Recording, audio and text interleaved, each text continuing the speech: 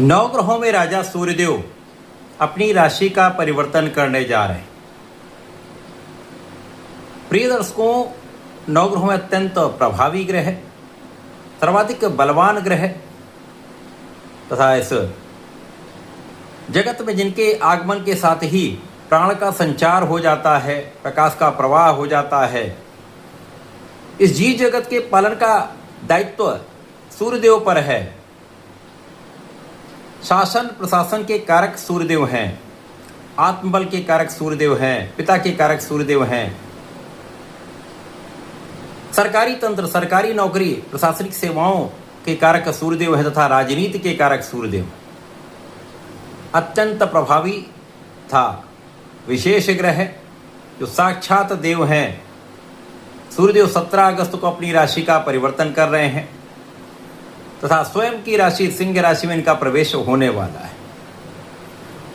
सामान्यतः यदि ज्योतिषीय नियमों के अनुसार हम देखें तो ये एक महाबलवान परिवर्तन है, क्योंकि सूर्यदेव का अपने घर में प्रवेश होने जा रहा है। और जब भी कोई ग्रह अपने घर में होता है तो निश्चित रूप से वो महाबलवान स्थिति होती है। और राजा तो राजा ही है, राजा के एक विशेष प्रभाव, एक विशेष आवामंडल है। सूर्य अत्यंत प्रभावी ग्रह हैं जिनके समक्ष समस्त ग्रहों का प्रभाव निर्बल हो जाता है। सूर्यदेव महाबलवान तो अवश्य होने वाले हैं, परंतु यहाँ पर ये राहु के दृष्टि के प्रभाव में होने के कारण ग्रहण दोष में भी होंगे, जिसके कारण कहीं न कहीं कुछ समस्याएं भी निश्चित रूप से होने वाली हैं। जय श्री गणेश। नमस्कार, मैं आचार्य संजय द्विवेदी। मेरे समस्त प्रबुद्ध दर्शकों का मेरे चैनल पर हार्दिक स्वागत है। प्रिय दर्शकों, आज मैं मेष राशि के लिए सूर्यदेव के इस राशि परिवर्तन का, सूर्य के इस परिवर्तन से मेष राशि के जीवन में क्या परिवर्तन होने वाले हैं, मेष राशि के जातकों को कितना लाभ प्राप्त हो सकता है, अथवा कहीं पर कुछ अवरोध या समस्या है तो उसका क्या निराकरण है, संपूर्ण विश्लेषण मैं पूर्ण तर्क के साथ करने जा रहा हूँ। प्रिय दर्शकों, इस राशि फल को आप अपने लग्न तथा राशि दोनों के अनुसार देख सकते हैं। अब मेष राशि के लिए यदि हम अवलोकन करें, सूर्यदेव आपके पंचमेश ही हैं और पंचम भाव में ही इनका गोचर आरंभ हो रहा है। मंगल की राशि मेष राशि है, जहाँ पर मंगल और सूर्य का अति मित्र का भाव है। और जब कोई ग्रह मित्रवत भाव में होकर अत्यंत सकारात्मक राशि में प्रवेश करता है तो निश्चित उस राशि का, उस भाव का बल अत्यंत प्रबल हो जाता है।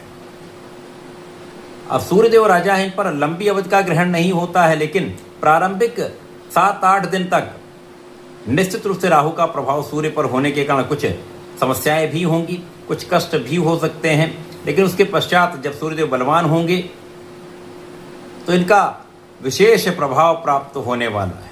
मेष राशि के लिए आपका पंचम भाव प्रभावित हो रहा है। पंचम भाव जो कि ज्ञान का भाव है, शिक्षा का भाव है, ये प्रज्ञा का भाव है, ये विचार का भाव है, ये विवेक का भाव है, ये प्रेम का भाव तथा ये संतान का भाव है। अभी राहु का जो प्रभाव है वो यहाँ से सीधे पंचम भाव पर है, तो ये सारे के सारे भाव प्रभावित हो रहे हैं। राहु की नकारात्मकता यहाँ पर कहीं न कहीं समस्या उत्पन्न कर रही है। प्रारंभ में भी ऐसी स्थिति बनेगी क्योंकि सूर्यदेव उतने बलवान नहीं होंगे। जब सूर्य 7-8 पॉइंट पर पहुंच जाएंगे तो महाबलवान होंगे, तब कुछ विशेष योग बनेंगे। परंतु प्रारंभ से यहाँ पर जो जातक मेष राशि के हैं उनका पढ़ाई में कम मन लगेगा, क्योंकि यहाँ पर इनका आत्मबल उतना अच्छा नहीं होता है।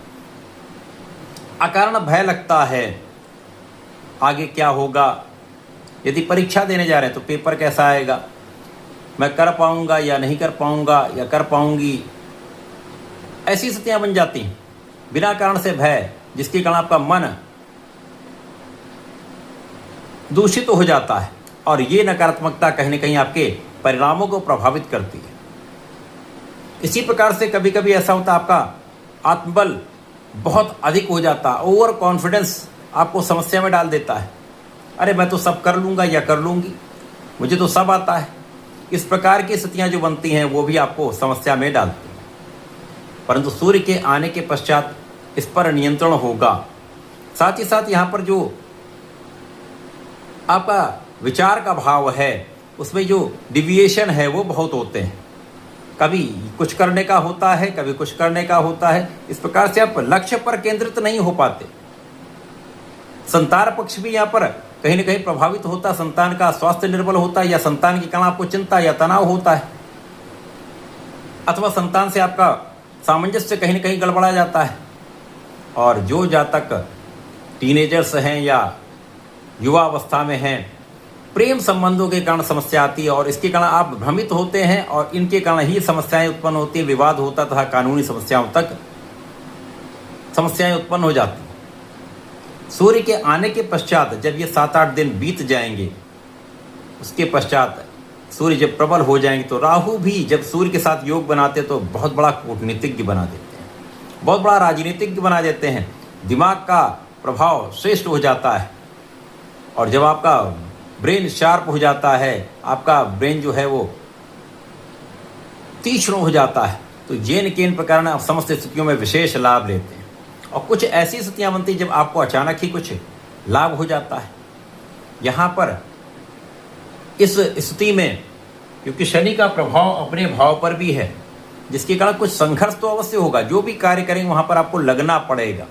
आप पढ़ाई कर रहे हैं तो वहाँ पर भी आपको पूर्ण प्रयास करना होगा, पूर्ण मनोयोग से आपको लगना होगा।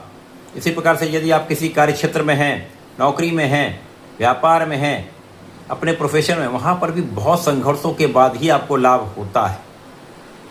सूर्य के बलवान होने के साथ साथ आपके लाभ में वृद्धि होना तय है और अचानक ही कुछ ऐसे लाभ हो सकते हैं जिनके लिए आप प्रतीक्षा बहुत समय से कर रहे थे। ऐसे लाभ भी हो सकते हैं। अचानक पद की प्राप्ति हो सकती है, अचानक आपको मन के अनुसार स्थान की प्राप्ति हो सकती है, अचानक ही आपको बड़े कॉन्ट्रैक्ट की प्राप्ति हो सकती है और राजनीति में आपको अचानक ही कुछ बड़ा अवसर मिल सकता है। आपका कार्य क्षेत्र बढ़ सकता है, आपका अधिकार क्षेत्र बढ़ सकता है।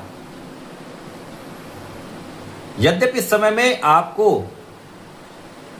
कुछ मतभेदों का भी सामना करना पड़ेगा, कुछ विवादों का भी सामना करना पड़ेगा, अपयश का भी सामना करना पड़ेगा, लेकिन इन सभी स्थितियों पर भी आप आगे बढ़ते हुए, यदि संघर्ष करते हुए आप आगे बढ़ेंगे, प्रयास करते हुए आगे बढ़ेंगे, तो समस्या को सॉल्व करते हुए, निस्तारण करते हुए आप विजयी होंगे। ये भी निश्चित है।